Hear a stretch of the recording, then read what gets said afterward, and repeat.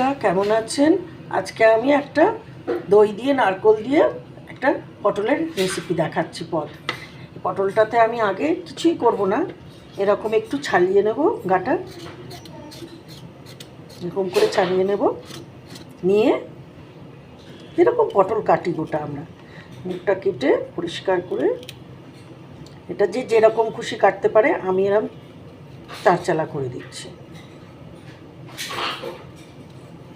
এটাকে যদি কেউ চায় সে গা চিড়েও করতে পারে, যে কোনোভাবে করা যাবে, যেরকম আমরা পটল চারা করে রান্না করি। আমি এইভাবে পটল কাটা কেটে নিচ্ছি। আচ্ছা, পটল কাটা হয়ে গেল। পটলে আমি অল্প করে একটু হলুদ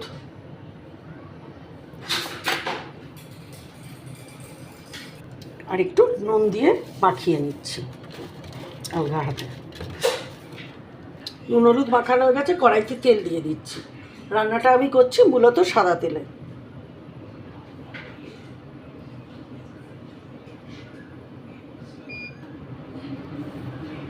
তেল গরম হচ্ছে। আচ্ছা, তেল যখন গরম হচ্ছে তখন আমি একটা বাটির মধ্যে এই 1 চামচ আমি ঘরে পাতা দই দিচ্ছি, আপনারা বাইরেরও দিতে পারেন, কোনো অসুবিধা নেই। 2 চামচ টক দই নিলাম, নিয়ে এবার আমি কি করছি দেখাচ্ছি। এই দইয়ের মধ্যে আমি নুন দিচ্ছি খানিকটা, এই অল্প করে নুন দিয়ে এবার দইটাকে ভালো করে ফ্যাটাবো। দই যেরকম ফ্যাটাবো, একদম মিহি করে ফ্যাটাবো।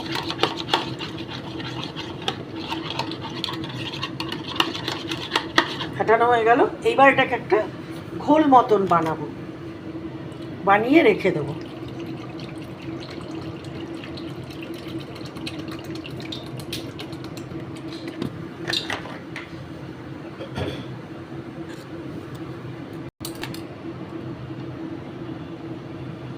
একটা ঘোল নুন দিয়ে বানিয়ে রেখে দেব।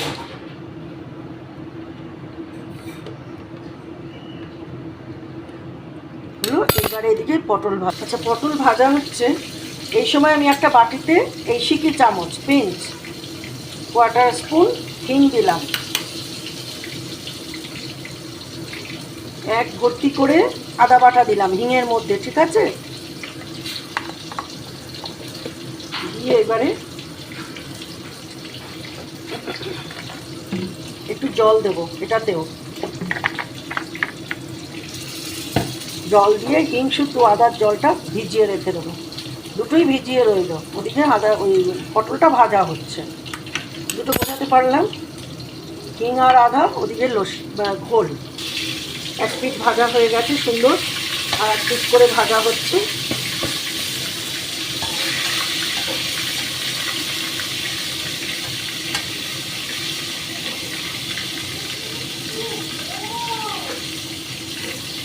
একটু ভালো করে ভাজবে, তাহলে ভেতরে সব মশলাগুলো ভালো যাবে, কাঁচা ভাবটা থাকবে না। খুব মজার রান্না, খুব পুরনো রান্না।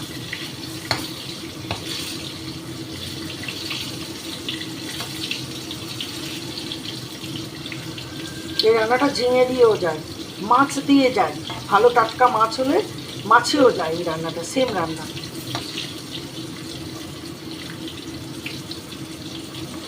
পটল হয়ে গেছে, ভালো ভাজা হয়ে গেছে পটল, এবার আমি উঠিয়ে দেবো।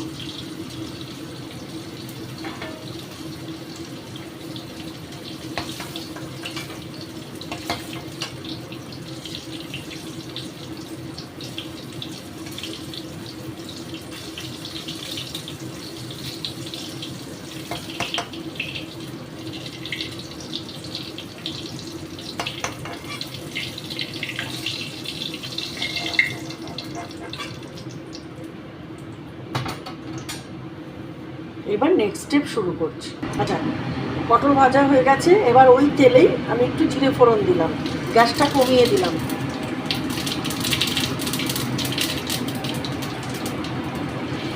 গ্যাসটা একদম কমিয়ে দিলাম, দিয়ে এইবার আমি আস্তে আস্তে এই হিং আদার জলটা এর ভেতরে দিয়ে দেবো। আদার জলটা দিয়ে দিয়েছি, একটু ধোঁয়া উঠেছে একটু, হ্যাঁ, দিয়ে এটাকে এরকম নেড়ে দিচ্ছি। এবার এর ভেতরে আমি মশলা দেব।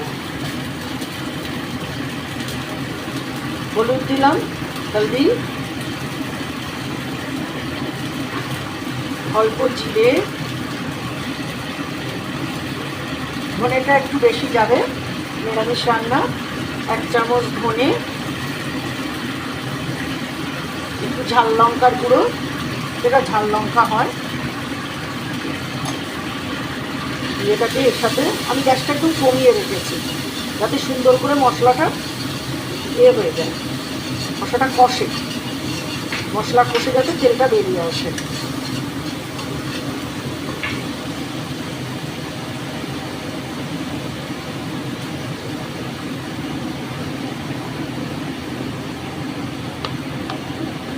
খুব অল্প একটু কাশ্মীরি লঙ্কার গুঁড়ো, খুব সামান্য। আসলে এটা রান্নার সবজির পরিমাণের ওপরও নির্ভর করবে, যে যেরকম যতটা নেবে। তেলটা বেরিয়ে আসছে, মানে মশলাটা ভুনতে আমি এবার আঁচটা বাড়িয়ে দেবো।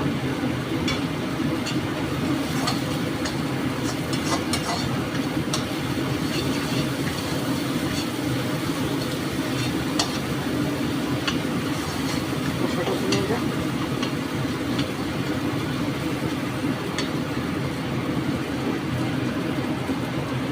পটলটা এই সময় দিয়ে দেবো এর ভেতরে, এই মশলার সাথে একটু নাড়ব।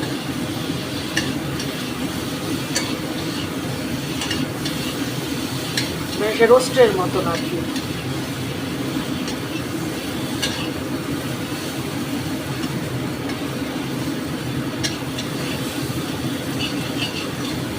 একদম তেল ছেড়ে উঠে আসছে। এইবার আমি গ্যাসটা কমিয়ে ওই ঘোলটা ঢেলে দেবো।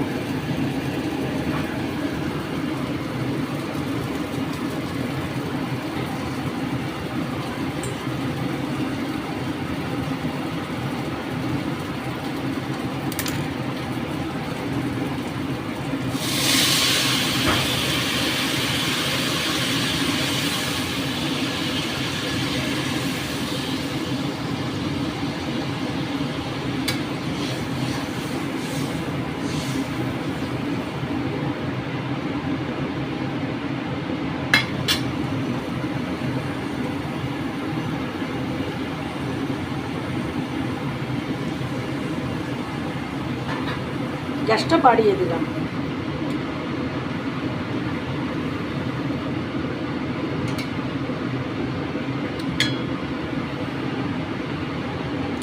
সুন্দর না খোল দিয়ে পটল। আর একটা জিনিস দেবো মজা, ক্রমশ একটু চিনি দিলাম। জানেন আমি রান্নাটা একটু চাটনি করতে ভালোবাসি, চিনি দিই।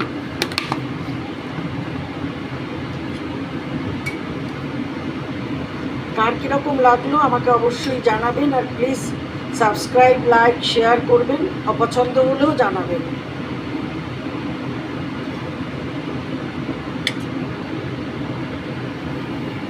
এটাকে এবারে আমি একটু ফুটতে দেবো, ফুটে একটু মজে মজে আসবে আর কি। তখন এর ভেতরে আর সামান্য দুটো জিনিস দেবো। একটা হচ্ছে নারকেল বাটা, ওটা যার যেরকম পছন্দ সে সেরকম দেবে। আর একটু গরম মশলা, নারকেল বাটা দেবো বলে গরম মশলা দিচ্ছি। যদি কেউ নারকেল বাটার সাথে পোস্ত বাটা বা সর্ষে বাটা কিছু দেয় তাহলে গরম মশলা স্কিপ। আমি ওই দুটো দেবো। এটা এখন একটু ঢাকা দিয়ে দিচ্ছি, দিয়ে এটা হতে দেবো।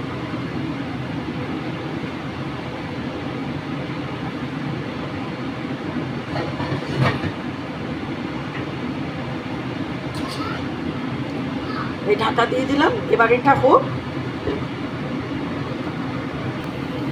আচ্ছা, ঝোল ফুটছে। আমি এখন নারকেল এরকম বেটে নিয়েছি, নারকেল বাটা মিশিয়ে দিচ্ছি।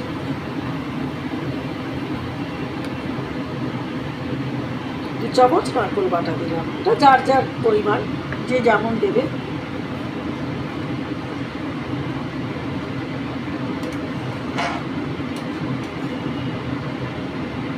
গরম আছে, ফুটতে দিয়ে দিলাম।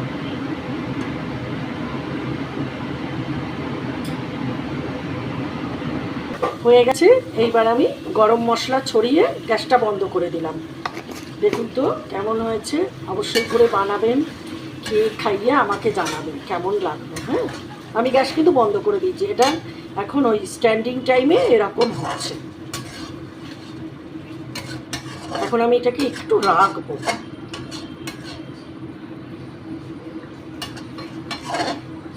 এই গ্রেভি আরও ঘন হয়ে যাবে। ব্যাস হয়ে গেল। এইবার দেখুন কিরকম হলো দেখতে। এই ঘোল দিয়ে পটলের যা খুশি বলা যায়, ঘোল পটল, মালাইকারি, যেহেতু নারকেল দেওয়া হয়েছে, খুব পুরোনো দিনের রান্না।